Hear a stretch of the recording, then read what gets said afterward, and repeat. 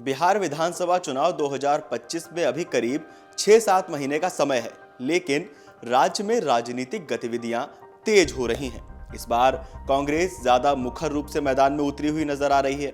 चौंकाने वाली बात यह है कि कांग्रेस ने युवा नेता कन्हैया कुमार को दिल्ली में आजमाने के बाद बिहार भेजा है। कन्हैया दिल्ली में कांग्रेस की ओर से आजमाए जाने से पहले बिहार में वाम दल के साथ अपनी किस्मत आजमा चुके हैं। इस बार लौटे हैं तो कांग्रेस के नंबर 1 नेता राहुल गांधी उन्हें रीलॉन्च करने बेगूसराय भी पहुंच रहे हैं। सोमवार यानी 7 अप्रैल को राहुल गांधी के साथ कन्हैया कुमार को पदयात्रा करनी है। युवाओं का मुद्दा है, माहौल भी बना हुआ है। ऐसे में यह भी जानना चाहिए कि कन्हैया कुमार का सियासी सफर कहां से शुरू होकर कहां तक पहुंचा और आगे की तैयारी क्या है। नमस्कार, मेरा नाम है मृत्युंजय और आप देख रहे हैं अमर उजाला। जेएनयू के विवादित नारे से राजनीति में एंट्री की थी। याद दिलाने की जरूरत नहीं है कि जवाहरलाल नेहरू विश्वविद्यालय दिल्ली में विवादित बोल के कारण कन्हैया कुमार पहली बार चर्चा में आए थे। कन्हैया का जो बयान चर्चा में रहा था, उसे लेकर पूरे देश में कहीं ना कहीं गुस्से का माहौल था। इसके बावजूद कन्हैया का चेहरा तेजी से उभरा था। दिल्ली में चर्चित ये युवक बेगूसराय का है।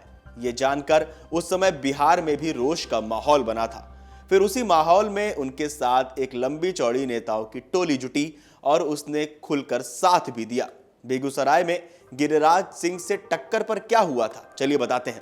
कन्हैया कुमार जब दिल्ली में चर्चा में आए तो भाजपा विरोधी नेताओं का एक बड़ा नेटवर्क उनके साथ जुड़ता गया। ये नेटवर्क कन्हैया के प्रति इतना समर्पित था कि 2019 के लोकसभा चुनाव में जब सीपीआई ने कन्हैया कुमार को बेगूसराय संसदीय सीट पर प्रत्याशी बनाया तो एक एक कर देश के तमाम ऐसे दिग्गज चुनाव प्रचार के लिए पहुंचे।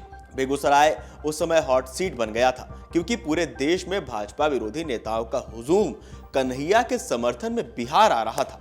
इस चुनाव में राष्ट्रीय जनता दल ने भी बेगूसराय से प्रत्याशी दे दिया था। हालांकि लोकसभा चुनाव परिणाम आया तो सीपीआई और राजद का वोट मिलाकर भी भारतीय जनता पार्टी प्रत्याशी गिरिराज सिंह से बहुत दूर था। गिरिराज सिंह को इस चुनाव में 6,92,193 वोट मिले थे। वहीं कन्हैया कुमार को 2,69,976 और राजद के मोहम्मद तनवीर हसन को 1,98,233 वोट मिले थे। बेगूसराय लोकसभा सीट पर करारी हार के बाद कन्हैया कुमार को लेकर वाम दलों के अंदर भी सहजता नहीं दिखी और वो खुद भी असहज स्थिति में नजर आने लगे। इधर उधर नजर दौड़ाने के बाद कन्हैया ने वापस अपनी राजनीति के जड़ यानी दिल्ली की ओर रुख किया। कांग्रेस ने उन्हें हाथों हाथ लिया। बिहार के युवा चेहरे को कांग्रेस ने दिल्ली में वक्त के साथ बड़ा मौका भी दिया। 2024 के लोकसभा चुनाव में कांग्रेस ने उत्तर पूर्वी दिल्ली से भाजपा के मनोज तिवारी के सामने कन्हैया कुमार को उतारा। कन्हैया ने यहां मनोज तिवारी को ठीक ठाक टक्कर दी।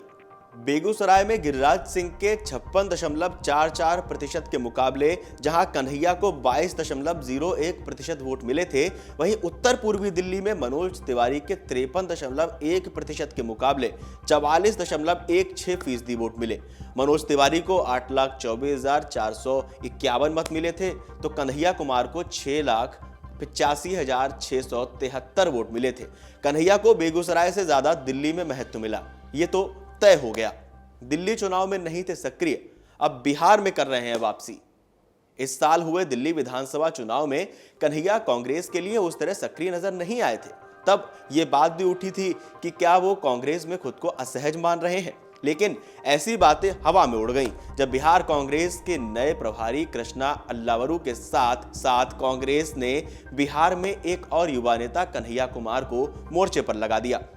कांग्रेस ने बिहार प्रदेश अध्यक्ष अखिलेश प्रसाद सिंह से कुर्सी छीनी तो उन्हीं की भूमिहार जाति से युवा नेता कन्हैया कुमार को सक्रिय तौर पर बिहार में लाकर खड़ा कर दिया। कांग्रेस के प्रदेश अध्यक्ष दलित विधायक राजेश राम को बनाया गया तो कन्हैया कुमार को रीलॉन्च करने राहुल गांधी खुद गए हैं। बेगूसराय में विधानसभा चुनाव लड़ने की चर्चा क्यों हो रही है? इस बार बेगूसराय के लोग कन्हैया कुमार की पुरानी बातों को भूल चुके हैं। विरोध नहीं हो रहा है, समर्थन के लिए चुनाव के समय का इंतजार है। हालांकि युवाओं में कन्हैया के आने से जोश दिख रहा है। कन्हैया कुमार की पलायन रोको, नौकरी दो यात्रा एक बार रुकने के बाद फिर शुरू हो रही है। यह यात्रा अब 11 अप्रैल तक ही होगी।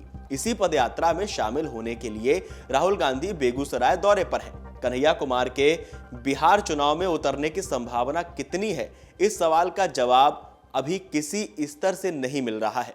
दूसरी तरफ बेगूसराय में तेघड़ा या पचवाड़ा विधानसभा सीट पर कन्हैया के उतरने की चर्चा भी गर्म है। तेघड़ा सीट अभी सीपीआई के पास है। सीपीआई विधायक रामरतन सिंह के लोग कन्हैया के आने से इनकार कर रहे हैं। वहीं पचवाड़ा सीट से भाजपा के सुरेंद्र मेहता विधायक हैं। उन्होंने सीपीआई प्रत्याशी को हराया था। सीपीआई की दावेदारी यहां से कमजोर मानते हुए कन्हैया कुमार के लिए सीट मुफीद बताई जा रही है।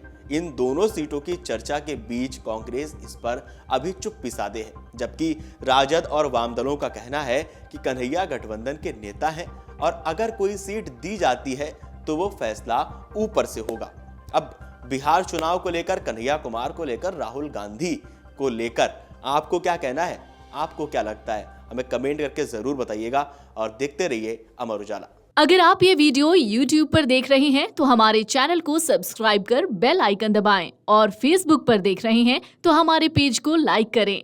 8 मिलियन प्लस सब्सक्राइबर, आपके इस भरोसे के लिए बहुत धन्यवाद।